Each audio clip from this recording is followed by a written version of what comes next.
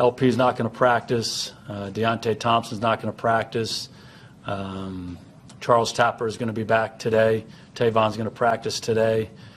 We're not going to see Malik Collins. We're not going to see Lewis Neal. Some of the guys who haven't been practicing, they won't practice. They're still on that schedule to keep rehabbing and get ready for training camp. What about Vander Esch? What's going on with Vander Esch is not going to practice today. What's wrong? He hurt his ankle, and he's still rehabbing. He's been in meetings and walkthroughs, and he'll do some stuff on the side with our trainers. Yeah, we all are day to day, aren't we? You know, we have to focus on this day and being great today, Fish, as you know. But, you know, David is here. We anticipate him, again, working on the side. He was in meetings in the walkthrough this morning, and he's been working through some personal issues that he's had to just kind of sort through. And he's worked very hard to get that right, and he's here, and we do anticipate him being here going forward. Yeah, I don't really think of it in those terms. I just know as coaches it's our job to help develop players, both on and off the field, and we'll continue to try to do that with David. We have a lot of guys on our football team who do things the way we want them to do it. Off the field, on the field, they're great examples to each other, and there's always a handful of guys who are working through things. It's our job to help them. It's their job to make sure they're professional and they do things the right way. So we'll continue to work with him, and hopefully he's gotten some things off the field squared away and he's ready to get back to work. He's a great technician. He's a really, really smart guy. He anticipates situations. And then when he gets in bad situations, he physically can recover because the athlete that he is, the balance that he has. But I think the other part of that is just his mentality and how he fights. You know, he's one of those guys that we use as an example with our team a lot about just how he plays. He always finishes through the whistle. There's always a last shove. There's always a competitive fight right at the end of the down. So I think when you put all that together, his smarts, his technique, his athleticism, his ability to recover, and then his mentality, you get the kind of player we're talking about. Does all of that play into why you moved him into Witten's old locker? I think that's a long conversation. He certainly represents everything, the things that Witt represented over the course of 15 years. You know, those are the kind of guys you want on your team. Those are the kind of guys you want as the face of your program. Come to work early, they stay late, they do everything the right way, they play the game at a high level. So, yeah, we gave him a chance to be over there. Our leaders are in those key spots as you come in and out of our locker room, and he's certainly one of them. Hello, friends. Welcome into today's Cowboys Report presented by The Guild. I am Tom Downey. Visit stayguild.com for 15% off your next stay at the luxury Airbnb with The Guild. You just heard from Jason Garrett. We'll take you through now with the latest Cowboys news. First up, David Irving is at minicamp for Dallas, so he did report, a good sign for the Cowboys. Now, the report is he's not going to do a lot of actual on-the-field work. He'll be at meetings, he'll be at the facility, but he's going to more work out on the side. Again, he was reportedly overweight during OTAs for the Cowboys, but it's a good sign that Irving is here. And frankly, again, folks, he's dealt with a lot this offseason with the whole false accusations of domestic violence, getting custody of his daughter. He's had a lot going on. There was a report, by the way, that Irving's having trouble sleeping. That sounds a lot like what we heard about Ezekiel Elliott after the year ended. I think it makes a lot of sense that Irving's mind isn't quite right, so let him take his time, but it's a good thing that he's there at the facility. That's the best way for him to get his mind and his body back on track for being the dominant football player we saw last year. Next up, Deonte Thompson. Yes, he has an injury. Actually, kind of two of them here. He is going to be held out of the first day of minicamp with a shoulder and Achilles injuries. Not exactly things you want to have an injury for, especially that Achilles part. It's likely not a major one. This is more of a precautionary move to hold Deonte Thompson out of the first day of OTA, or of minicamp, excuse me. Other players out for minicamp, at least for day one. LV, we'll get to him later. He has an ankle injury that's still bothering him. Lewis Neal and LP Ladusa are also out. Thompson has that Achilles shoulder, and of course, Malik Collins still recovering from his broken foot. As for Thompson's injuries, this is a bit of a minor concern because he is not guaranteed a roster spot. The Cowboys could cut him with about $1 million in dead cap money, kind of like we saw them eventually do with Nolan Carroll. But you got Alan Hearns, you got Michael Gallup, other guys. I think Thompson is competing right now with guys like Cedric Wilson, Noah Brown, and T. Will for one, maybe, or two, maybe three roster spots. So if you had to cut one guy, which receiver are you going to release? And you got your top three guys of Gallup, Hearns, and Beasley. How are you rounding out the rest of your roster? If you have to cut somebody, which one are you going to release? So another element here, Terrence Williams, does not get suspended in this scenario. So you have to eat the dead money there, and you save no money if you cut T. Will. Let me know which one you guys are going to vote for. It's easy if there's a suspension. It's probably T. Will. If not, you're cutting a very talented wide receiver that could help the Cowboys, but there are just too many bodies at that position. On to some good news then. Charles Tapper, he is back at practice for the Cowboys. He had a concussion during OTAs. That is no longer an issue. He has been cleared and is back at practice. And that's a big deal for Tapper because he's dealt with injuries throughout his career. He is very much on the roster bubble at a very deep group of defensive end talent there. Tapper has to get going if he's going to make this roster. So this is good news for Tapper getting back on the field. Taking now to our little rumor-o-meter explainer here. If it's your first time watching the show, 0 stars is the number of fights that OBJ won against the net. 1 star is a small shred of truth. 2 stars means people are talking. 3 stars means it's pretty likely but not quite set in stone. And 4 stars means that Zeke's eaten. All right, on to our first rumor then. Zack Martin, does he have an extension? I'm giving it 4 stars, even though it's not officially signed pen to paper, although that could very well happen later today, potentially even while we're doing the show live. As for Zack Martin and his extension, the contract details have started to leak out. It's not officially signed, but this deal is a done deal. It's going to happen in probably in the next couple hours, frankly. There are already reports on what type of money Martin's going to end up getting here. The new deal will make Zack Martin the highest paid offensive guard in the NFL, reportedly over $80 million overall and $30 million guaranteed. Now, Rapport said it was going to make him the 3rd highest paid offensive lineman. In that scenario, you're coming in somewhere around $81 million overall, maybe $80.5 million overall. But it's worth noting that Mike Fisher today said it could be up with about $14 million a year. That would contradict what Rapport tweeted and as reported about by a $3 million difference. I think in reality it's going to come in around $13.5 million a year. So round up, you get 14. If you don't round up, you get that $81 million overall mark. So we'll update you guys as it comes in once you get those official numbers, but the deal is going to go down. It's just a matter of time, and by time, I mean hours, a day at most. Some more good news here.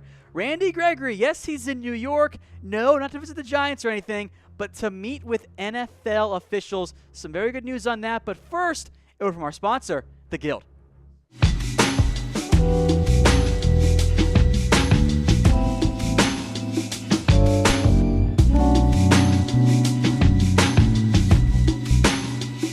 Yeah, 4 stars on this one. Gregory is in New York. Tweeted out the Apple, I guess, emoji last night. That's the right word for it. I'm not much of a youngster these days anymore.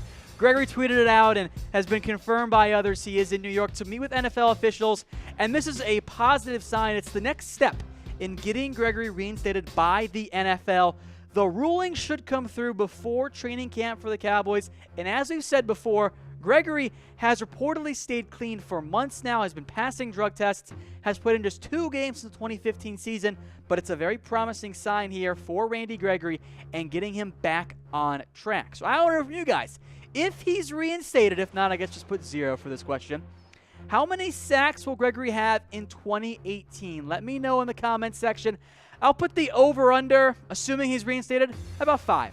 How about 5 is the over-under for Gregory? Let me know in the comments section what you think he'll approach this year. Next up, is there any concern about LVE's ankle injury? Maybe you just want to put it at 1. I'm going to put it at 2 stars, though. I'm not overly concerned about it. I'm not going to press the panic button.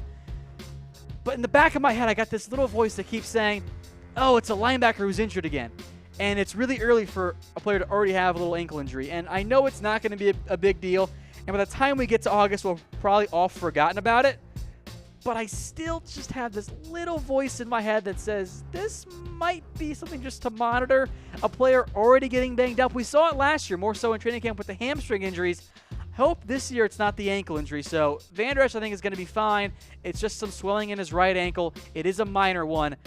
And I'm not panicking yet, but I'm just going to think about it going forward for a little bit more because I don't like it when players, even minor, have minor injuries. So just keep an eye out for it. Number 4, this one, I'm a little confused by it. Could Zeke be the top receiver for the Cowboys? Clarence Hill says that Zeke could be among the league leaders in receptions among halfbacks and could be Dak's favorite target. I'm just going to give it the 1 star because I don't think it makes a whole lot of sense. I love Ezekiel Elliott. I think he's going to have a great year, and it makes perfect sense to say he's going to have the most touches among all Cowboys because, yeah, of course he is. But to be the frontrunner, to be the favorite and most reliable target, and be among the league leaders, that's not what we've seen in the past out of Ezekiel Elliott. He has 58 career catches, and look at the top halfbacks from last year. Lev Bell had 85. Kamara had 81. You're talking about doubling Zeke's production from last year to be the number one guy or even the top 3. Now, could he catch 50 or 60 balls? Maybe. But that's almost matching what Zeke has done in his NFL career.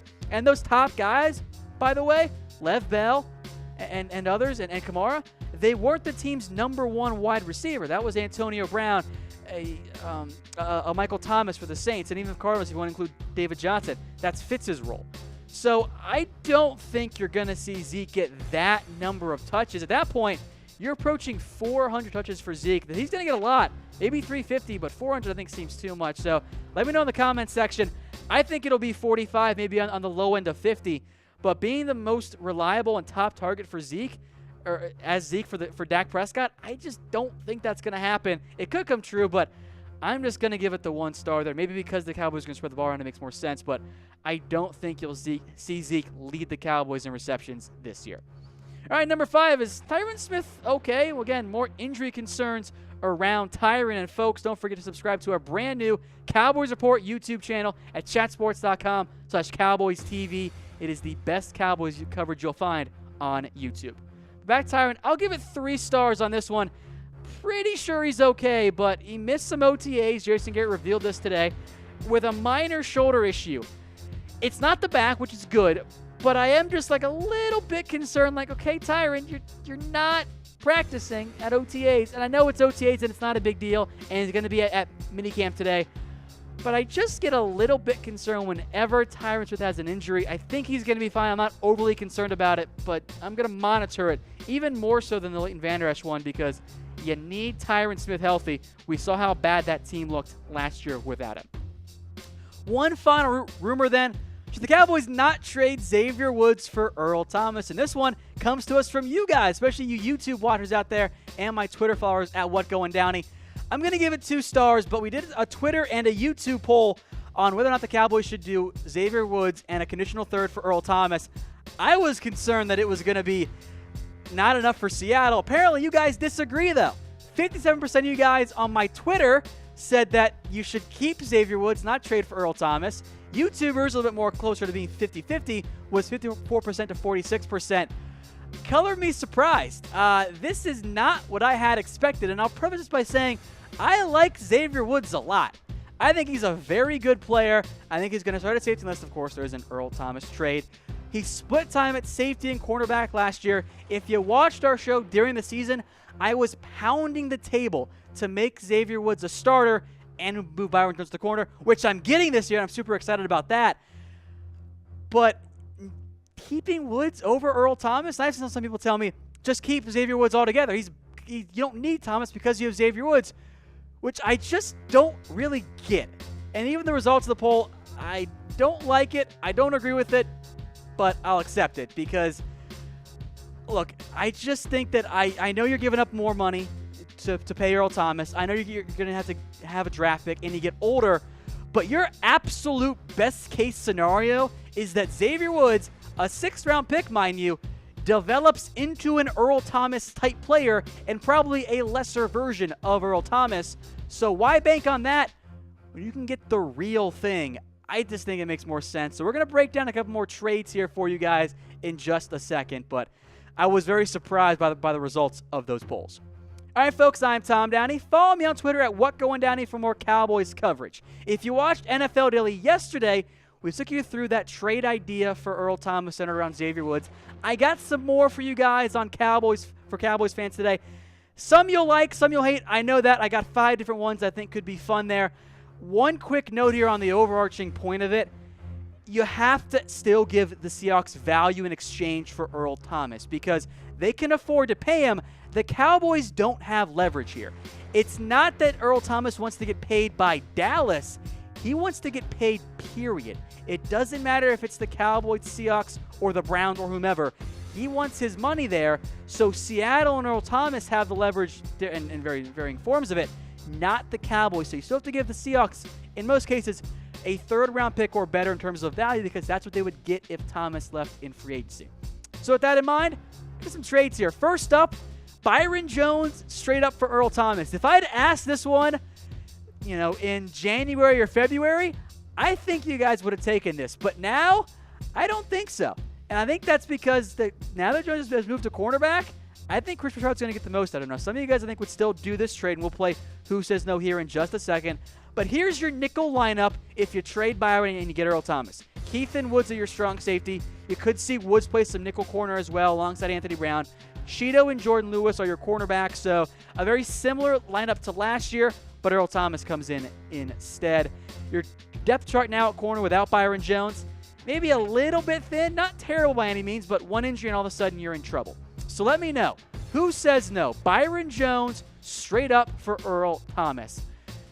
It's weird to say. I think Chris Richard might say, can you not give up Byron Jones in this deal? Because Byron Jones is exactly what Richard wants in a player. I have long been a fan of Byron Jones, what he brings to the team, but I'm very curious how you guys view this one. Of all the ones I'm throwing out here, this one I think I'm the least willing to do, even though it is Earl Thomas after all. All right, next up, one I think some of you guys might like quite a bit. Earl Thomas in exchange for Taco Charlton and a fourth-round pick. So a former first-round pick, just a year removed, by the way. That's why I brought down the draft pick compensation for other ones that we'll get to here. And in reality, Dallas is probably fine at DE. Lawrence, Crawford, Armstrong, Ely, and Gregory, Charles Tapper, Tyrone Jones, you probably carry 5 or 6 of those guys on that list. Maybe Austin Larkin hangs down the practice squad for a year. Seattle, again, they lost Cliff Averill, they lost Michael Bennett. They did draft Rasheem Green, but I think they could still use Taco Charlton. The fourth-round pick is a nice little throw in there. Again, I'm flexible on the draft pick compensation. I think in this one, I think Seattle would say no. I think that they would like a little bit more for Earl Thomas.